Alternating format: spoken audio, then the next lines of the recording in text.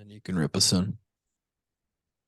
Welcome back, gang. This is the Friendship Podcast, aka the Walk On Podcast. And I'm an uninspired podcaster who is giving the same fucking uninspired effort as our quarterback at the moment. So there's that.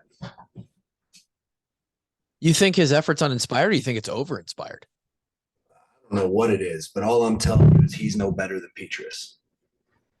Straight up, call a spade a spade. This kid doesn't make any throws that Petrus couldn't make. This kid isn't any more clutch or consistent. And uh, we've got a totally average quarterback. Wow. Relax. Yeah, I don't know if that's, we've been called a hot take podcast before, and I disagreed with it until that point, but that intro right there, that may have swung I might have to agree with them. Do you actually feel this way? No, I'm just trolling. But I would like to see our offense perform a little bit better.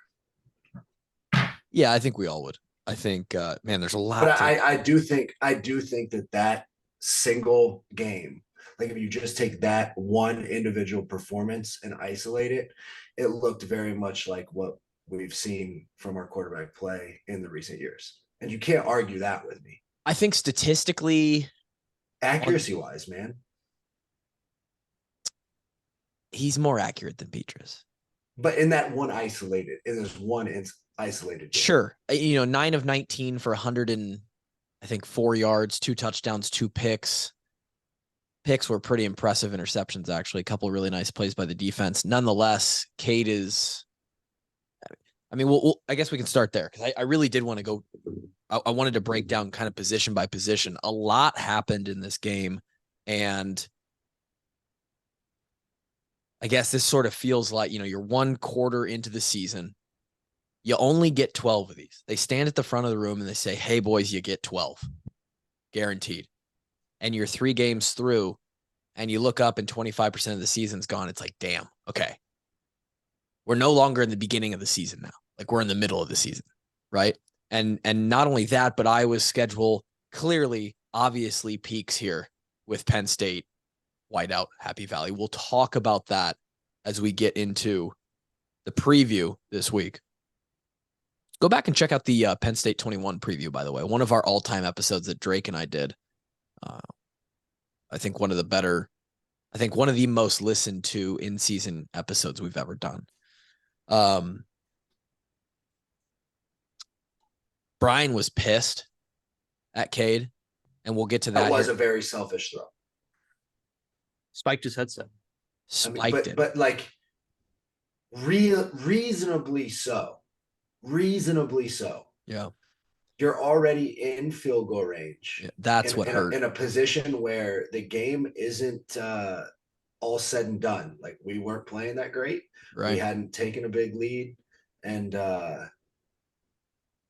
that was a stat pattern. That was like I'm gonna try and be a hero here and be the guy who makes the throw. And I mean, deservingly so. You have to get your ass chewed when you make a decision like that when you're the quarterback. Warranted. I think. I'm curious if that wasn't supposed to be where the ball was supposed to go, too. Like maybe, but not when they double covered it. I mean, he had Nico wide open over the middle.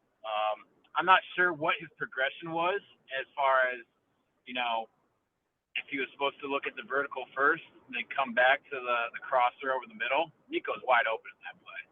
Yeah. But he's staring down the vertical route the entire way, and he held on to it for way too long. That's an easy play for the safety to make. Yeah. I think, the Cheeto fingers don't always get it wrong because sometimes there are some clear things that are just easy to pick out. And I think more than anything in this game, it seemed that Cade was, man, I don't know the way to describe it. It almost felt like late and indecisive. Late for sure. And going along with that, he held onto the ball way too long where he needed to just throw that sumbitch away. I know the guy's a baller at heart. Drake, you already said that. We talked about this. He's a competitor. He's got juice going through him. He wants to win. We saw him at the front of the Swarm the last few weeks. Like, the guy wants to go out and just compete. And I love that he trusts himself. I think that he thinks he's a great quarterback. Remains to be seen. He obviously had one great year at Michigan. He started, we'll say, good to above average here at Iowa. It felt like maybe Cade was overlooking this opponent a little bit in a sense of, I can go out here and force throws and the defense will save me, or we're going to take care of this game by the end of the 60-minute ticking off the clock. I'm not worried about making a few mistakes. I'm going to, I don't know, be riskier. I don't know how to describe that. And maybe saying that he's overlooking the opponent is a bad way to put it, because I don't even think I agree with that, but something about it was. I mean, you have no idea what his mindset is going into the game. So let's not try to crawl in there and kind of just throw out these ideas that may or may not be true. No, you can just say how he looked in the game. He looked uncomfortable. The timing was off, and he was just couldn't get in a rhythm. He seemed, he just seemed to be forcing things. And I think you're right, Kev. I think he did way more than the first two games. He was sort of telegraphing his passes. He wasn't necessarily going through his reads, at least looking off people as well as he has in the first two games. I don't know, man. He and then he, again, what he scared me the most was he held onto the ball. We've got him in the fourth quarter, and he's taking fucking shots, dude. And I'm sitting here going, Cade, we need you, bud. Like, the game's put away at this point.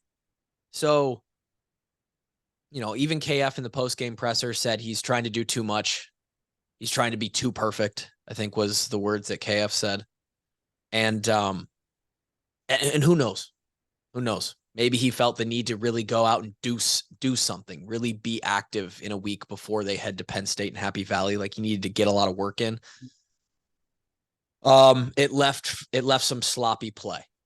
It made for some sloppy play. So that's what I'll say with Cade. He did even scramble for a first down and didn't look good coming up out of that. Like, I'm not a college football doc or anything, but just eyeballing that it didn't look 100% healthy. Didn't really look 50% healthy. Yeah, man. I can't say when he scrambled, it looked clean. Like he felt great. And then after the play, coming back to the huddle or back, setting up for the next play, it really looked like, man, it looked like on that play specifically. It didn't appear that it affected him the rest of the game. He didn't run a whole lot the rest of the game. I disagree. It's clearly affecting him. Something about that leg is clearly affecting his accuracy, because it just wasn't there. Yeah. Against Iowa State, it was okay. It was shaky. And yesterday it just simply wasn't there. I will say this about that scramble play, though. That was a sack last year 10 times out of 10. 10 out of 10. Yeah. You're right. And that's, that maybe it sounds crazy to say it, but Cade at 50% still gives us a better chance than Spencer did at 100%. And it is what it is. Like, he's just got a little bit different skill set, and it's nice to know that if it isn't nice, because I don't want him using his one run play a game to risk it all, put the entire season on the line. Not that I don't believe in the skid diesel backing him up, because he got to come in towards the end of the game too, but he was slinging it. He did sling it. Now come on now. He's kind of got a rocket there on the right arm. Kinda.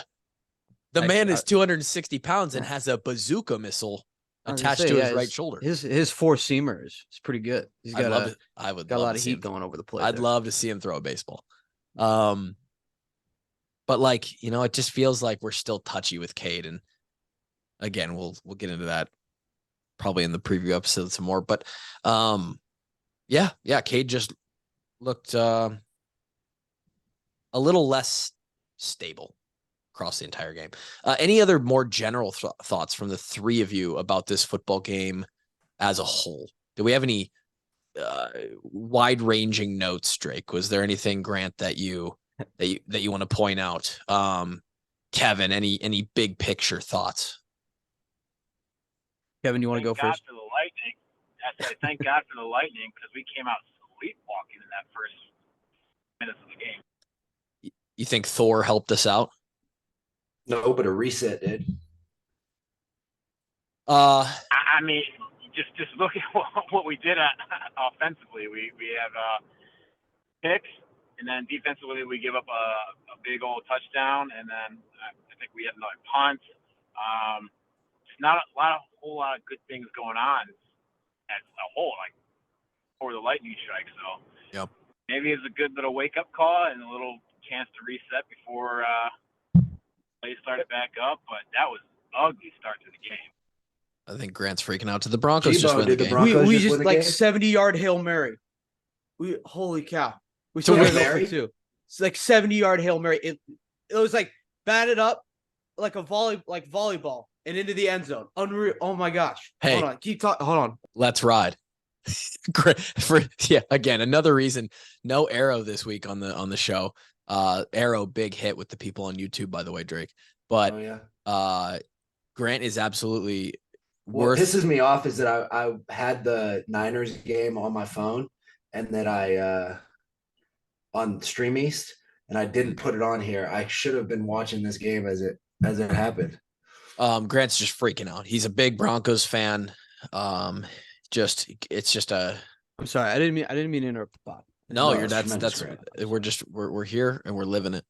To be clear, we're talking about the Denver Broncos, not the Western Michigan Broncos. True.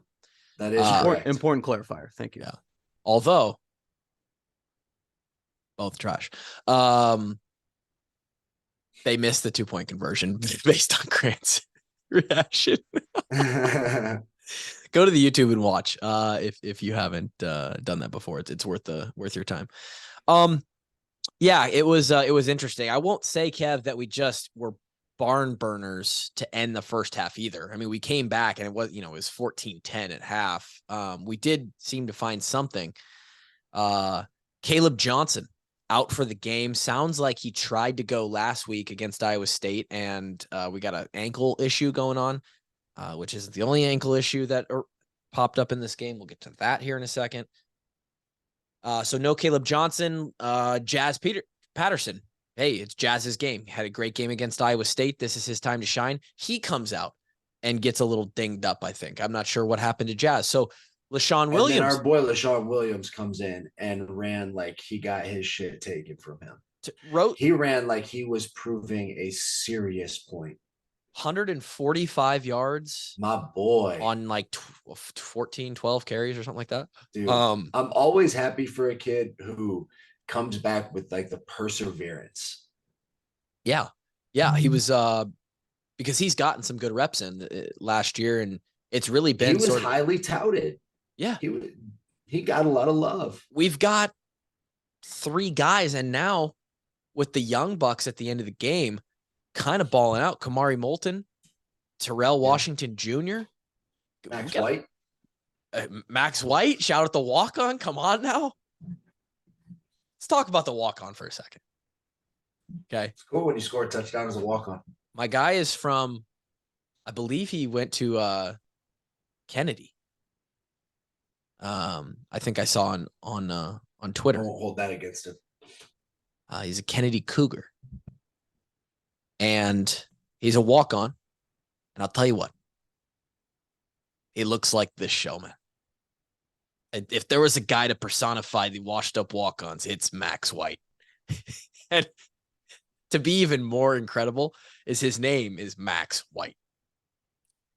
And, Brent McMurphy on Twitter is claiming we're running up the score to help Brian's 25 points per game contract.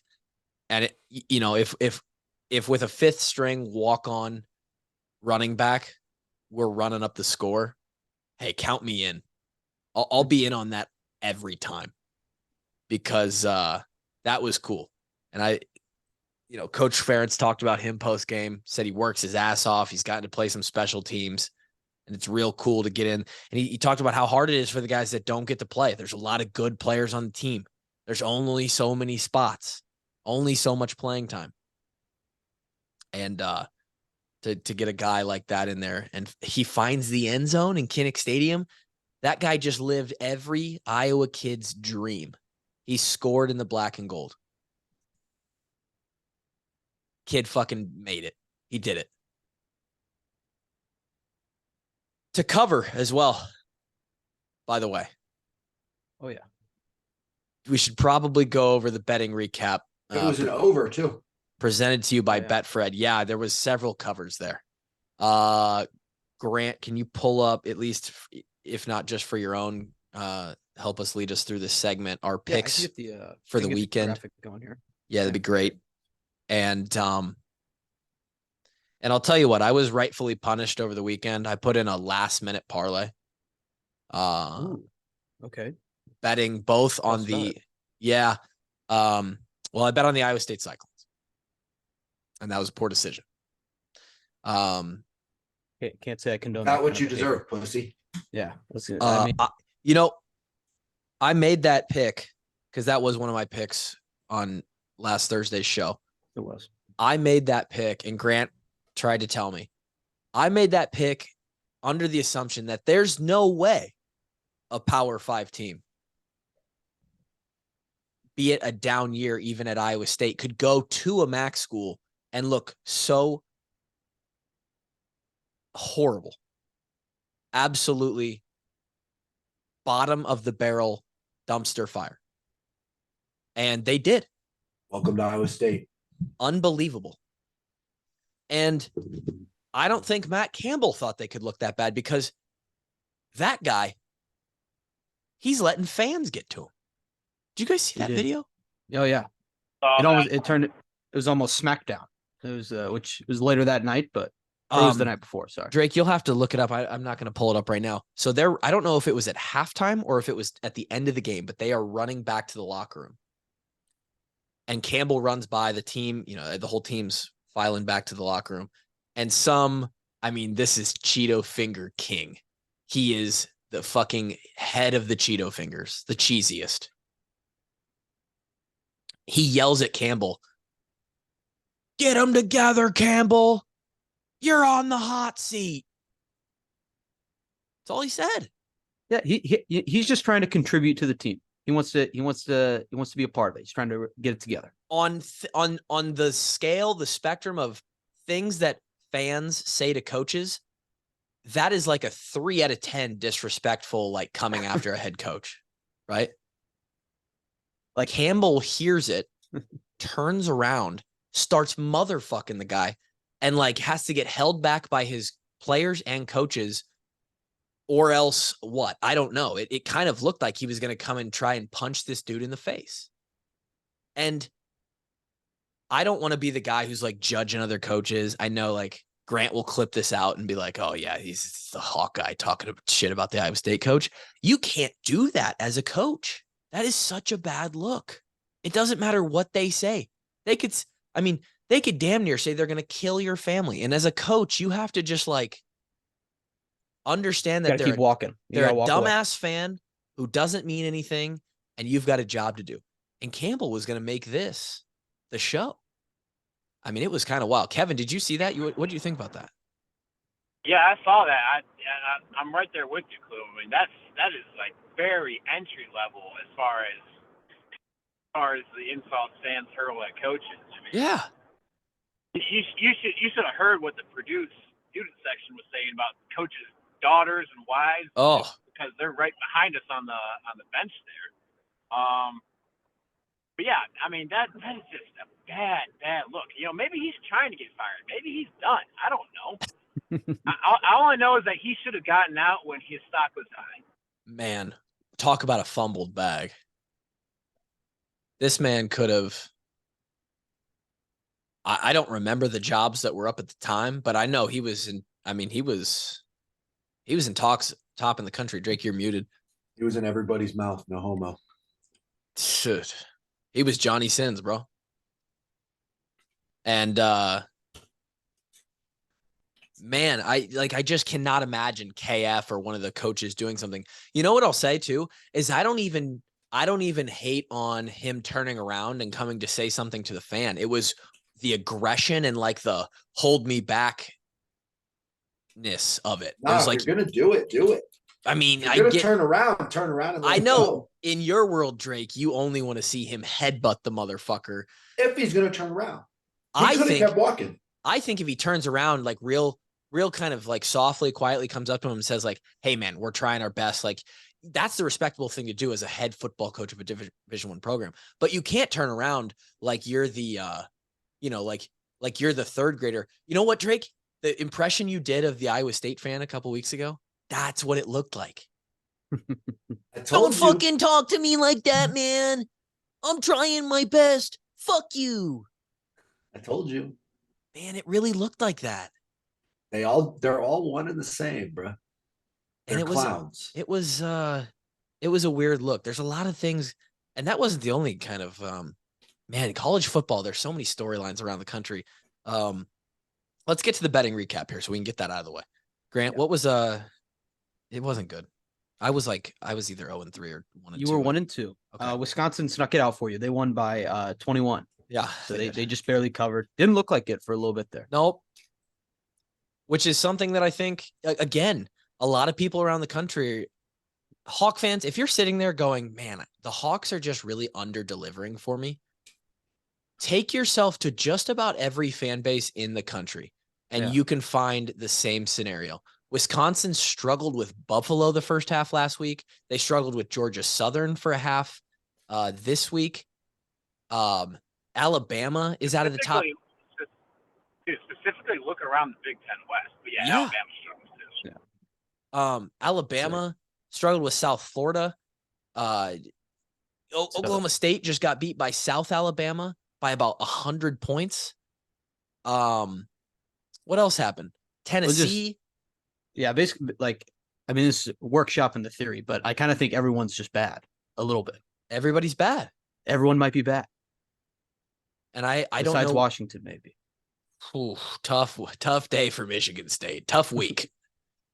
What do you guys think of what's his name's coaching the team again, right? It's D'Antonio. Yeah. What do you guys think of that? Wow. Well, I know this. Last time we saw him, it was fuck that guy. Tough fucking day. But do you think any of that's could it give a boost to the team a little bit? No. Okay. No. I love the fact that we have them when we come back from Penn State. I don't know how Penn State goes, but I'm glad we don't follow up Penn State with Ohio State or Michigan. Like, it's nice to get Michigan State at home. But yeah, a lot of weird shit going on around the country. Colorado, they're the big bad dog the first 2 weeks. They go in, there's a bunch of shit talking. There's late hits all over the place. They squeak out a win against Colorado State. Yeah. There's just a lot of stuff going on across the country. So I won my Wisconsin bet. I know my other two picks were Iowa State minus 2.5 or 3. And Iowa State minus 3 and then the Iowa under. Which is usually good, but 1 or 2 games a year it's not. And this was one that wasn't. So 1-2 for the boy. Grant, how'd you fare? I had a pretty good day. I mean, I started off the day with 2 wins at the same time, getting a nice little there's no internet in the stadium. So as I was rolling into the stadium, I knew I was doing well. So that was pretty good. I had Missouri against Kansas State. They won outright. Awesome. We talked about this at the end. I saw people. Dude, 61 yards. Yeah, he has a nuclear missile as a leg. It was pretty cool. So that was a great game. And then I had Ohio +3, obviously huge one for Rufus the Bobcat. He rode like a Harley Davidson out on the field, leading the boys out of the tunnel. It was over instantly. Well, fuck! If I would have known he was riding a Harley out there, I would have put the house on Ohio. That's where I messed up. It was awesome. Yeah. So that was pretty cool. Also, I just felt so good as soon as you turn on the broadcast for that game, right? And first thing they say is like, oh, we go developing storyline here. Half of the Iowa State players have food poisoning. And here's all the starters that aren't going to be playing. And I was like, oh, all right, we're good. I was like, okay. Yeah, that certainly did not help the cause, Yeah. man. And that's what they get for scheduling at a Mac program. They were probably at some trash hotel who fed them old chicken breast or something On purpose. On purpose. Rufus the Bobcat poisoned Iowa State, and that's why I lost my bet this weekend. And what was your third pick, Grant? And then my third pick was Purdue. Very disappointing from Purdue. They were wearing too good of jerseys to play that poorly. I mean, it was the amount of turnovers. I think they had 4 turnovers in the first half. Syracuse also, I don't know when all of a sudden they started to have like the best offense ever, but like they were untouchable. They don't the whole night. They don't. Well, I mean, this is just this is the bet. We just talked about overreacting, right? It's my job on this show to overreact to things as much. So Syracuse is best. Okay. They might be pretty good, but yeah. And then I ended up 2-1 overall. Good day. Had some other good bets as well, but we'll be doing there might be a victory lap coming on Tuesday. Okay, I'm excited for that. Yeah. And as you kind of alluded to something that Kevin said, look around the Big Ten West. God, Purdue is not good, right? They're in trouble. It's not ideal going on over there, but I might be airing some grievances with them on Tuesday on DHC. Okay. So just can we get a report on how Kevin did on Saturday? Kevin, I mean, he can probably speak for himself. I have Kevin, 2-1 for you. Yeah, Kevin is a 2-1 machine. We're 2-1 3 weeks in a row. 2-1 pays the bills, baby. Yep. It does. It does. It's profitable. So I had Penn State minus 14.5, and they covered, but they really didn't look that good against Illinois. No. I think they had 3 turnovers like pretty early in the game. Like Illinois turned the ball over 3 times early in the game. Yep. And they couldn't capitalize. Like Drew Aller looks like an average Big Ten quarterback. Everybody's bad. You know, might regret those words here in a week's time, but they did not look that sharp. And either they get the win because I don't think Illinois is much of anything this year. I was just going to say Illinois didn't look good either. Like it was like that first week Nebraska Minnesota game. It's like they're both trying to fight to see who can win and look bad. It was weird.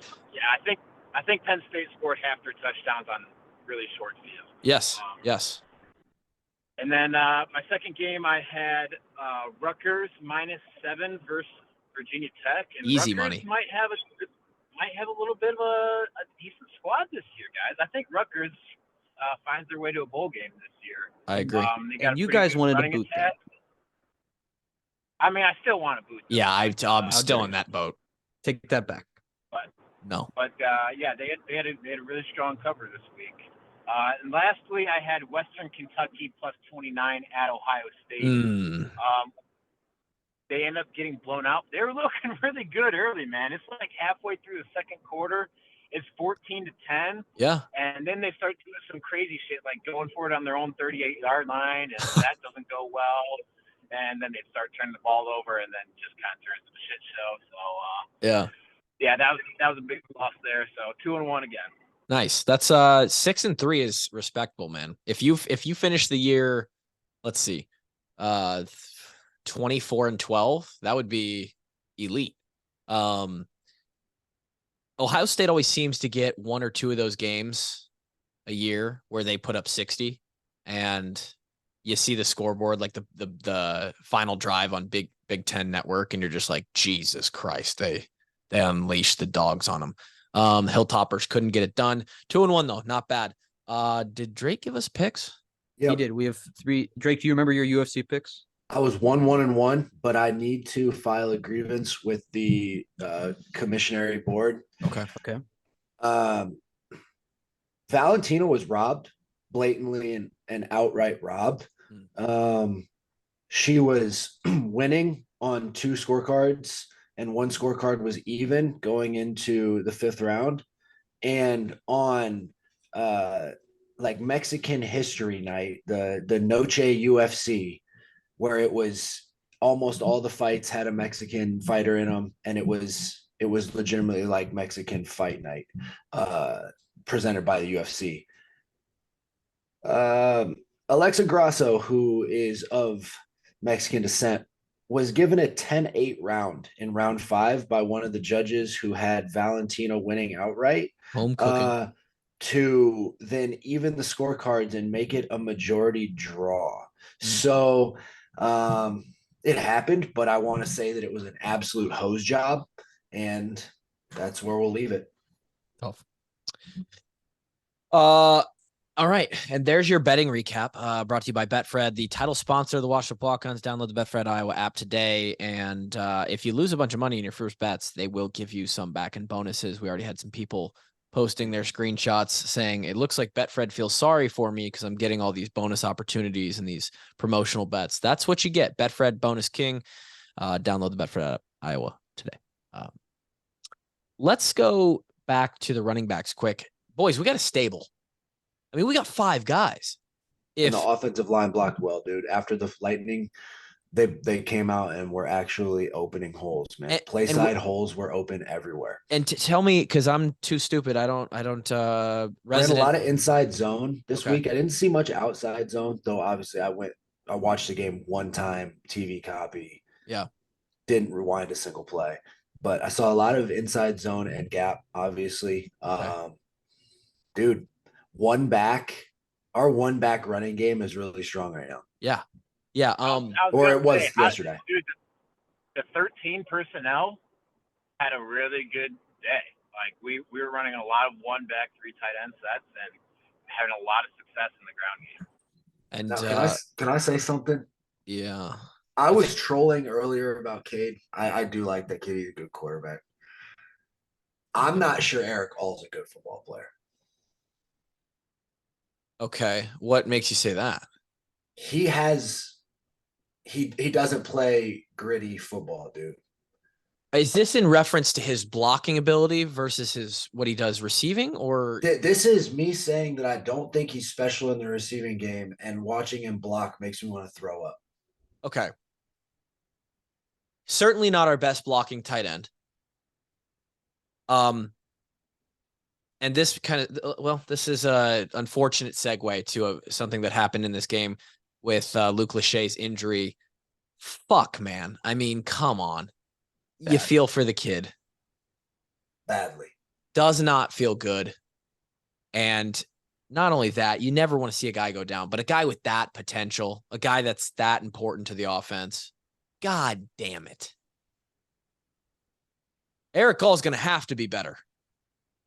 Along with Steven Stylianos, who I think is a pretty decent blocking tight end from what I could tell yesterday, and Addison Ostrenga, or however you say his last name. Those 2 guys are going to have to step up because Luke's not playing this week, and he's probably not playing any weeks. I don't want to speculate on an injury that we obviously have no details on, but Drake, you had a similar injury, and Kevin, you replace ankles on a daily basis. So you guys had some interesting conversation in our text message back and forth. Either way, not looking good. So we're going to have to have. I wouldn't expect to see him back out there this year. No. I mean, you could definitely see it was dislocated on the TV copy. You couldn't tell if there was a clean break or not.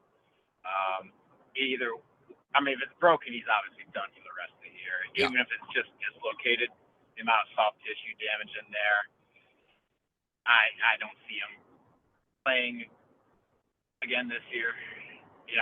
That's several months of rehab right there. Dude, I just hope it heals better than mine did. I mean, that's a tough joints are just tough spots to just have some carnage happen. And it's not good. It's not good. You don't want to see that. He's arguably our safety blanket in the passing game. He's our best offensive player. Yeah. Yeah. He's good in the run game. He's amazing in the pass game. He's so reliable. He was our best offensive player. Our running backs are great. He was our best offensive player. My only other note here on the tight ends was, again, we're going to have to Stylianos and Ostrenga and whoever else is in that tight end room with Abdul Hodge are just going to have to step it the fuck up. I mean, it's next man in mentality. Coach talks about it all the time. We got an injured soldier, but he can't help us now. And the fucking Penn State Nittany Lions don't give a shit. Right. So you're going to have to figure it out.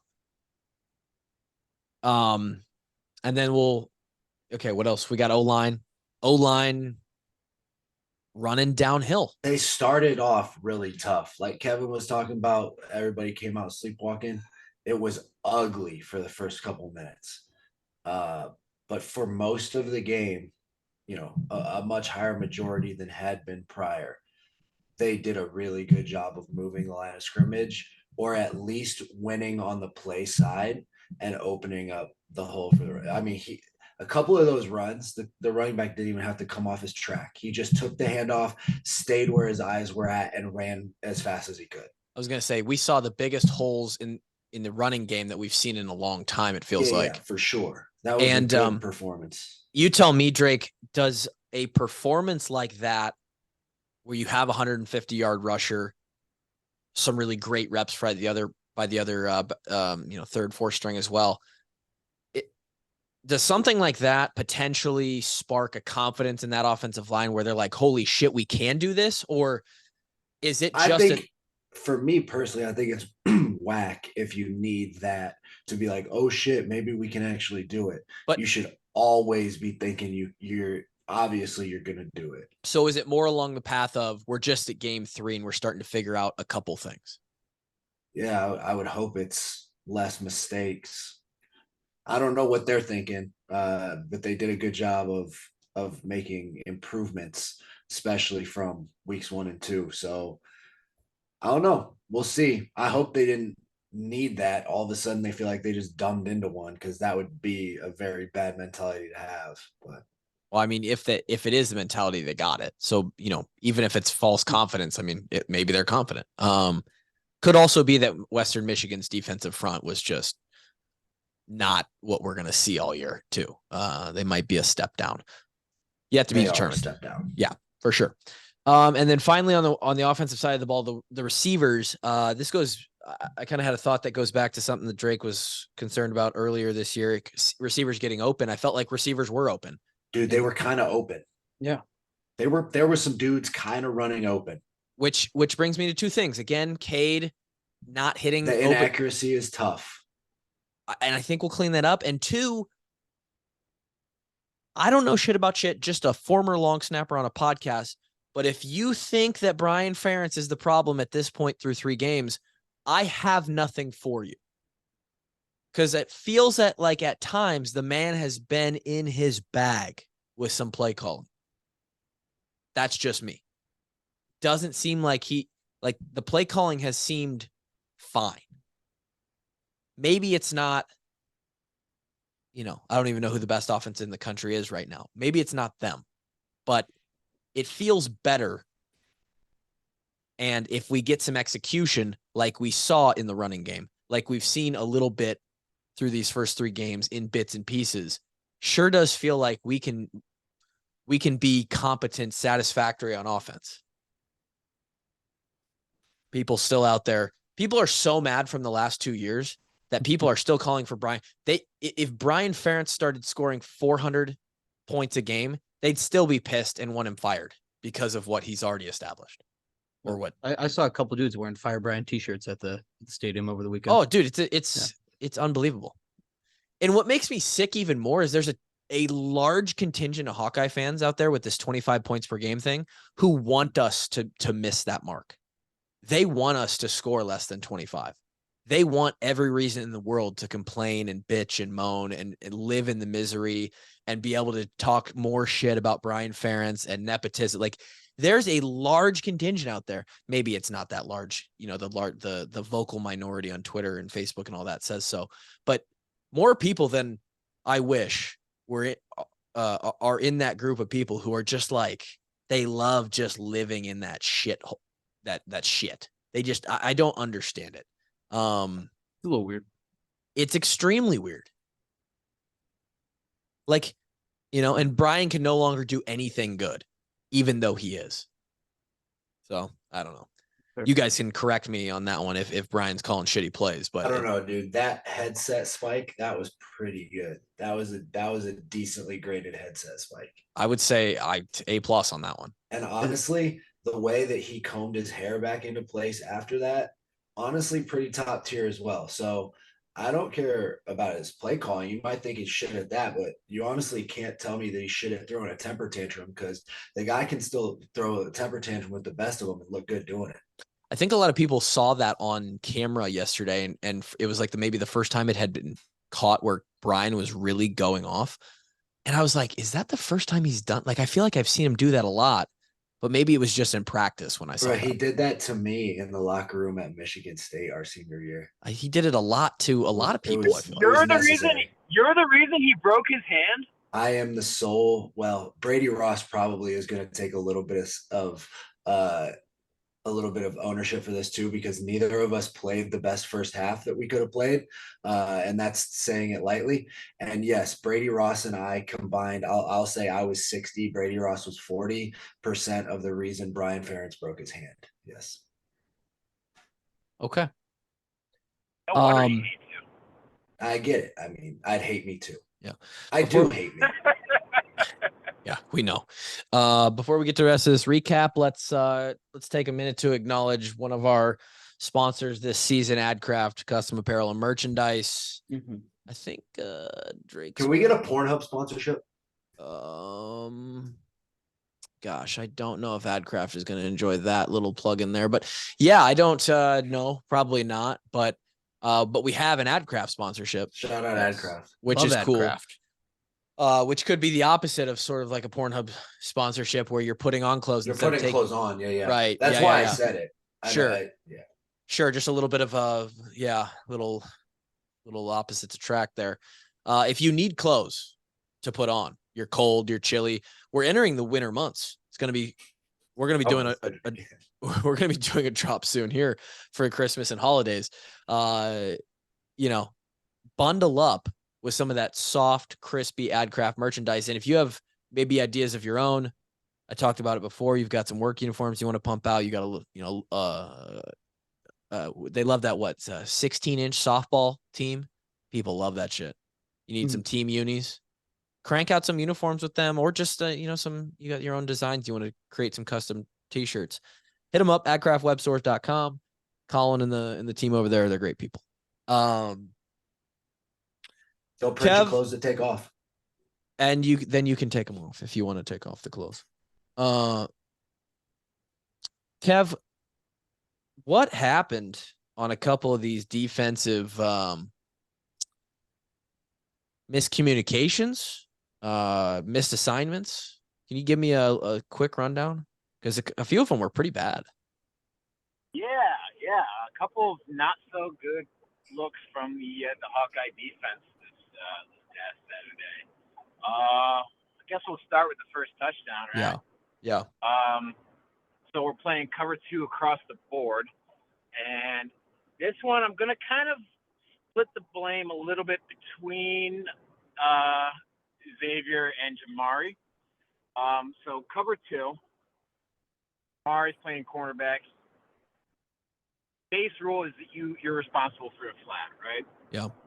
But if number 2, so the number 2 receiver counting from the outside end goes vertical, you have to carry number 1 vertical, number 1 being the receiver furthest from the outside. Sure. And that's because you can't just have 2 guys running vertical down the field. That leaves a 2-on-1 safety. That's a aggressive defense disaster. That's bad news bears. So where the issue came is like number 2 kind of ran a, is it a vertical route? Is it not a vertical route? It looks like Jamari didn't identify it as a vertical route, so he kind of just jammed his receiver outside, and he's waiting for something to come back to the flat. Yep. It looks like Xavier thought maybe that's a vertical route, and I have to break on that. And by the time he sees that it's going to, the guy running the vertical on the outside there, he breaks and takes a pretty poor angle, and that just leads to a touchdown. Yeah. The guy that guy that Jermari passed off, he ran, I guess you call it a double move, but it wasn't a great double. Like, it didn't get Jermari. Like, no, it's not a double move because he ran what looked like an out and up, but he's not looking for the ball. Right. He ran that because as a receiver and you're going against cover two, the cornerback's trying to jam you to the outside. His goal is to flatten you, so you're not just running straight upfield. Right? Okay. So he's basically just avoiding the cornerback on that route. It's not like Jermari got beat or anything like that. No. It's just that it was one of those kind of in-between routes. What do I do here? Do I carry my guy vertical or do I not? When in doubt, you should probably carry your guy. Then, Xavier didn't take a great angle on it. Right. Yeah. So ideally, in a perfect world there, Jermari kind of sits underneath that route. We have Xavier over the top. We have it bracketed, and we're all good. But Xavier was sort of in the indecision between the two of them, trying to classify those routes in their heads on the fly. He left too much room, too much time for him to get over. He was late to get over to this. Just watching it. Yeah, to get over to the sideline, and that's what allowed the guy to catch it. And then it was just too late to get there. Yeah, looking back on it, if you want to get technical about it, and when you're reviewing it in the meetings post game, it was like about a 12 to 13 yard curl route from the number 2 receiver. That's in our book usually classified as a vertical route, and Jermari should have just carried number 1 down the field. But that'll be something that they get sorted out and say, hey, what do we want to do about this kind of route going forward versus cover 2? Yeah, because other teams are going to see that and say, fuck, we're running that same route tree because these guys were confused. And yeah, the thing is we're not usually playing cover 2 in that situation. We're usually playing quarters coverage, and that's a very easy pattern match. We're playing cover 2 because it looked like on the other side of the play they're trying to run crossing routes, which is cover 2 is very strong against. You just pass everything off. It's pretty easy to cover. Right. They caught us in that kind of gray area in the coverage that just happened to be good for that play. So a little bit of good play call on their part, poor execution on our part. It'll be something that will get fixed. I'm not super worried about it moving forward. X's and O's brought to you by Kevin this week. Drake last week, people were absolutely, and I'm sorry, not safe for work, cover your kids' ears, but people were coming all over the place over Drake's X's and O's. Yeah, and they were going to come a lot this week. We knew that, but one of my notes that I wrote about this game was how good Brian was at calling screens to beat their blitzes. He used a lot of different unique screens to beat them because they were, like Cade said, they were going to come, and they came. And they came a lot. And Brian used a pretty damn good diverse screen game to beat those blitzes. So I really like that. I like that note. Yeah, caught one that ended up being a touchdown on the first play of the drive. That was a great. The one to LaShawn, right? Yep. Out on the high side flat of the TV. That was beautiful. And talking about coming, that KF was just loving that sequence of play. So we pinned him down at the 1 or 2 yard line from Torrey. Defense almost get him a safety. Almost get him a safety. Defense holds him the 3 and out. Punt return team gets the ball back to the 25 yard line, score the next play. That is just perfect complementary football. KF was just absolutely loving it.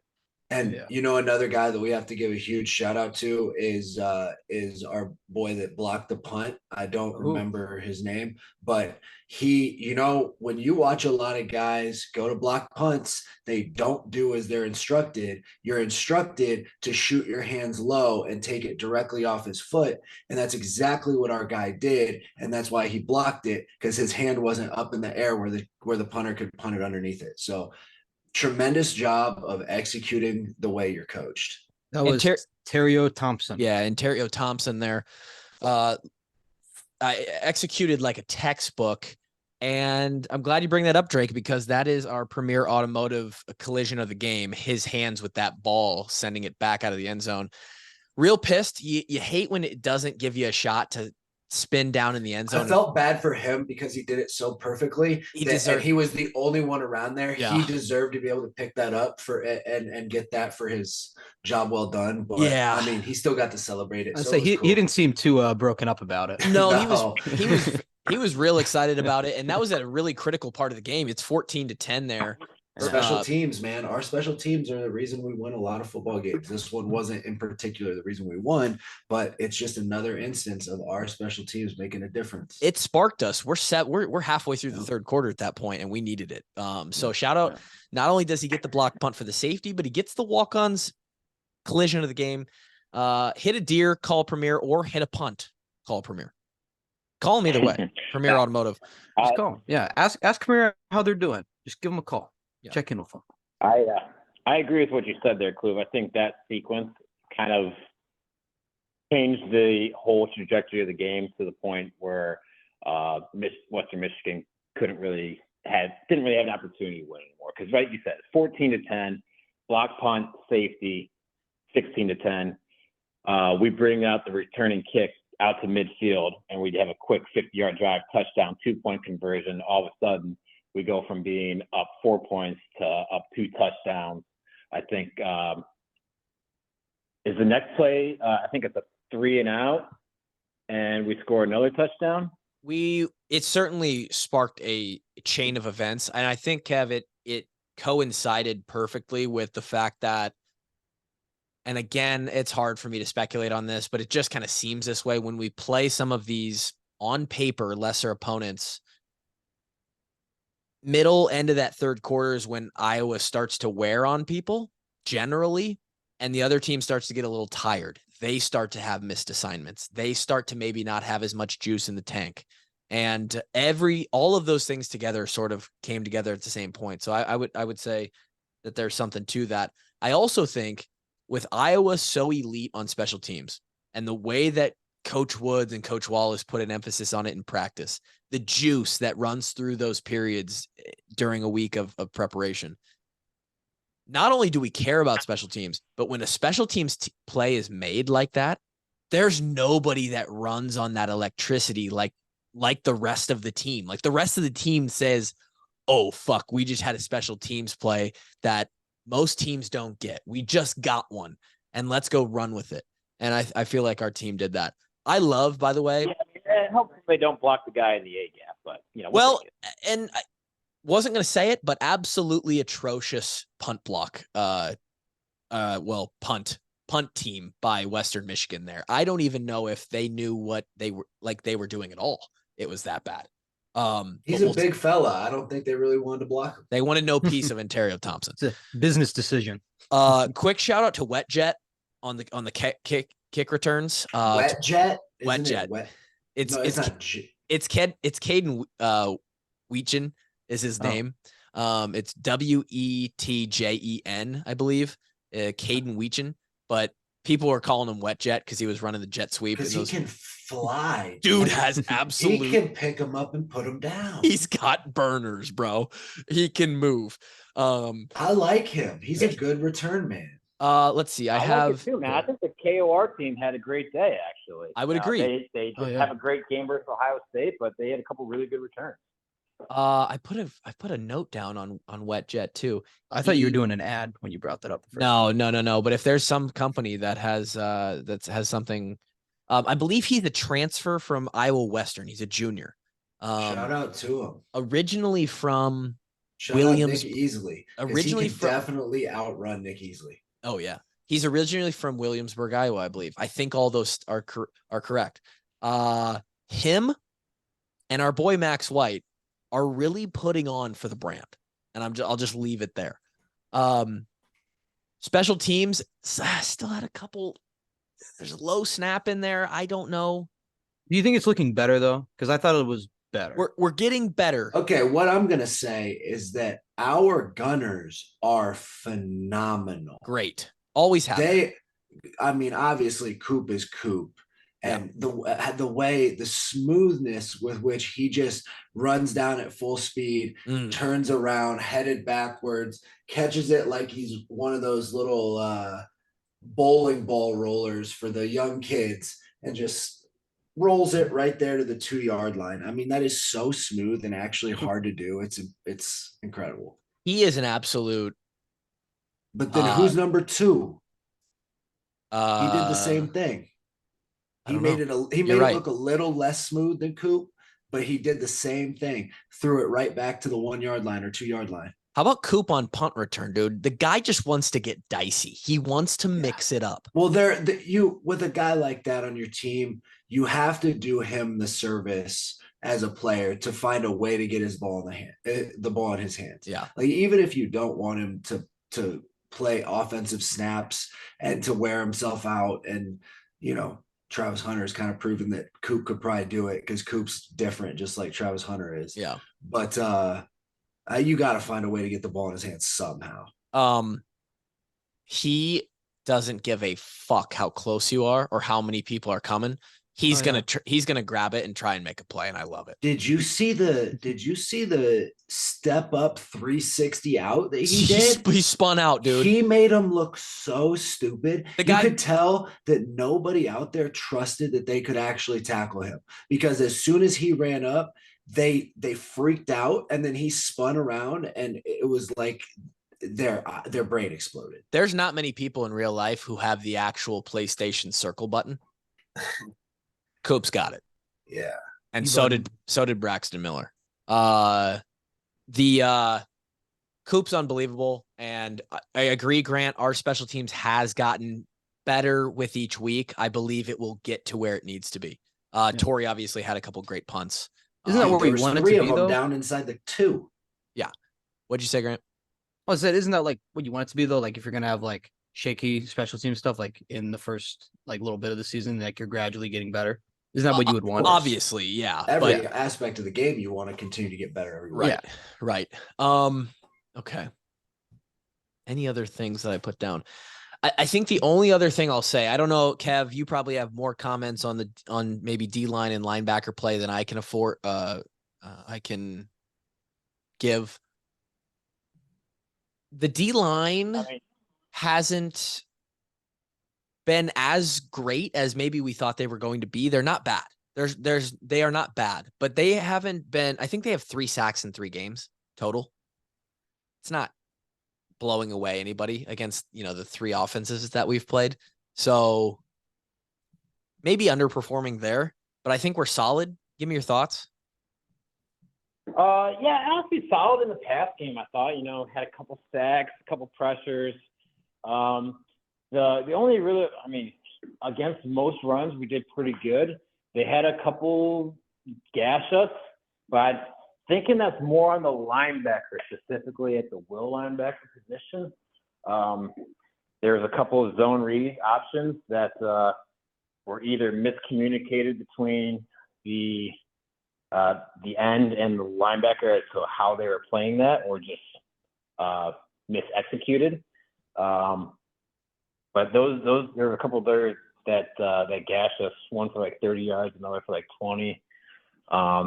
It looks like they addressed it at halftime as to how they wanted to play that going forward.